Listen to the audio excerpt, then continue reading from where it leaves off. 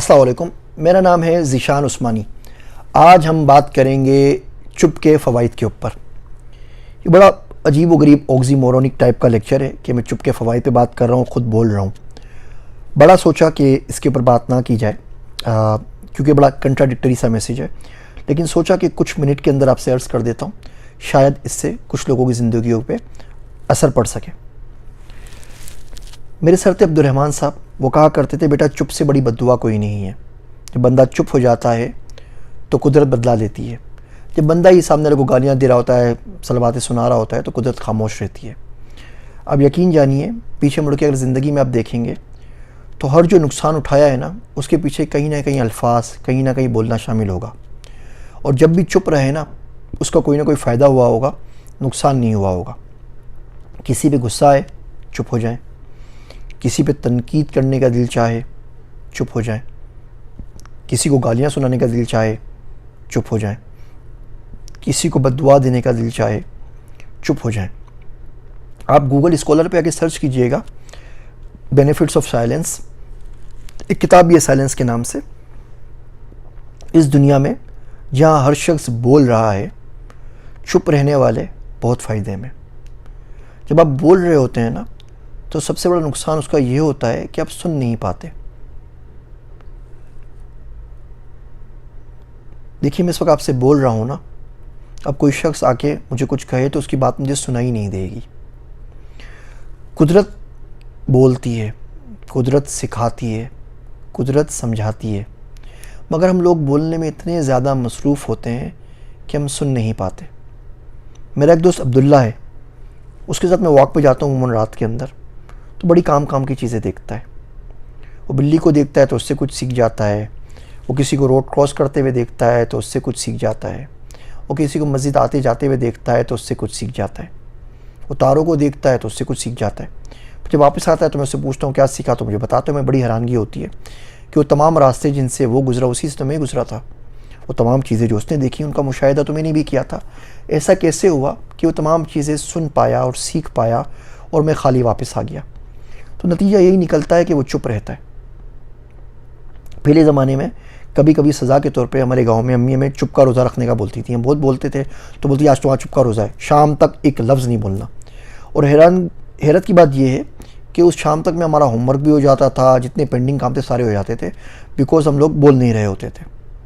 تو یہاں تو ہم بول رہے ہوتے ہیں، یہاں موبائل کے اوپر ہوتے ہیں، چپ نہیں رہتے۔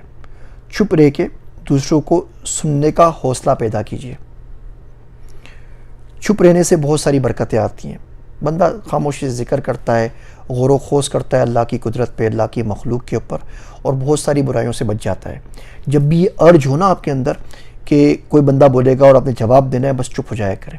ہمارا معاشرہ بڑا عجیب ہو گیا ہے، یہاں اب تو ہم حسد کرتے ہیں اچھائیوں اور کامیابیوں میں، کیا ناکامیوں اور برائیوں کے اندر بھی۔ آپ کسی کو بول دیں بھائی مجھے کورونا ہو گیا ہے، اب آپ بولیں اللہ آپ کو شفا دے، اللہ آسانی کرے گا، میں آپ کے لیے دعا کروں گا، بس اتنی سی بات۔ آپ بولیں گے نہیں، میرے تو چاچا کو بھی کورونا ہوا، میری تو ماما کو بھی کورونا ہوا، میری تو بھابھی کے دیور کے جیٹھانی کو بھی کورونا ہوا، اس کو ڈبل نمونیا ہو گیا۔ آپ کے آدھا گھنٹے کی ٹیپ ریکارڈر شروع۔ آپ بولے یار مجھے نا بخار ہو گیا تھا، بولے آپ کو بخار، اوہو مجھے تو کینسر ہو گیا تھا، میں تو اس سے سروائیو کر آیا ہوں۔ اس میں بھی یعنی آپ نے مقابلہ کرنا ہے کہ اس کو بخار ہو گیا تو وہ بھی اس نے کوئی جیسے تیر مارا ہے، آپ نے 4 تیر اور مار کے لے کے آنے۔ تو برائی کے اندر بھی مقابلہ کر رہے ہیں، اور اچھائی میں تو یہی آپ بول دیں کہ جی میں پاس ہو گیا ہوں، بولے آپ کیا پاس ہوئے؟ میرے بچے نے تو 1100 نمبر دیے تھے میٹرک کے اندر، اور تو 1200 لیتے رہ گیا، اور اس کا تو A1 گریڈ آیا تھا۔ آپ کی کہانی شروع ہو جاتی ہے، چپ کیوں نہیں رہتے؟ یہاں تک کہ کوئی تبلیغی جماعت والا بیچارہ اللہ کا شریف آدمی آ جائے، آپ کو کوئی حدیث سنا دے، کوئی نیکی کی بات بتا دیں، آپ نے زندگی میں تبلیغ میں وقت نہ گزارا ہو، آپ نے کوئی حدیث کی تعلیم حاصل نہ کی ہو، آپ جواب میں 3 اس کو ضرور سنا دیں گے۔ آپ بولیں گے اچھا یہ بھی تھا، اچھا یہ بھی تھا، اچھا یہ بھی تھا، وہ صحیح ہو غلط اس سے بھی آپ کو واسطہ نہیں ہے، صرف اس لیے کہ آپ اس کو بتا سکیں کہ تم سے زیادہ اسلام مجھے پتہ ہے۔ بندہ کوئی اچھی بات بتائے گا، آپ بولیں گے ہاں فلاں آیت میں بھی آیا تھا، فلاں حدیث میں بھی آیا تھا، فلاں نے بھی یہ کہا تھا، فلاں نے بھی یہ کہا تھا۔ آپ چپ کیوں نہیں رہ سکتے؟ کیا پرابلم، کیا مصیبت کیا آ گئی ہے؟ یہ بولنے کا کینسر کیوں ہمارے معاشرے میں آ گیا کہ ہم چپ نہیں رہ سکتے؟ چپ رہ کے تنقید سنیں، چپ رہ کے علم سیکھیں، چپ رہ کے سننے کی کوشش کریں، چپ رہ کے دین سیکھیں، چپ رہ کے سامنے والے کو سمجھنے کی کوشش کریں۔ نان وربل کمیونیکیشن کے اوپر کتابیں لکھی جا چکی ہیں۔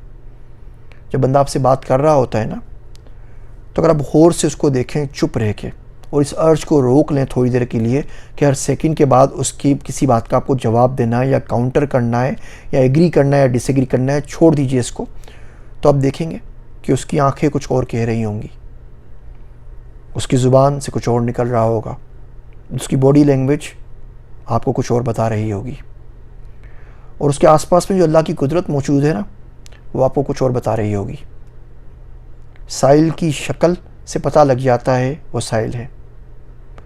محتاج آدمی کو بولنے کی زحمت نہیں پڑتی اپنا فقر ظاہر کرنے کے لیے، لیکن ہم اس چپ کی دوڑ میں اتنے آگے نکل گئے ہیں کہ نہ دیکھ سکتے ہیں، نہ سن سکتے ہیں، نہ سمجھ سکتے ہیں، بس بولنے کا شوق ہے اور بولے چلے جا رہے ہیں۔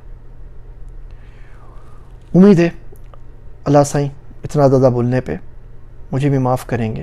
بولنے کا سب سے بڑا مسئلہ یہی ہے بھائی کہ جو کچھ بول رہے ہیں وہ لکھا جائے گا، اور جو کچھ لکھا جائے گا اس کا ایک دن حساب دینا پڑے گا، اور بڑا مشکل دن ہوگا۔ میری باتیں سننے کا شکریہ۔ میں ہوں آپ سب کا ذیشان عثمانی۔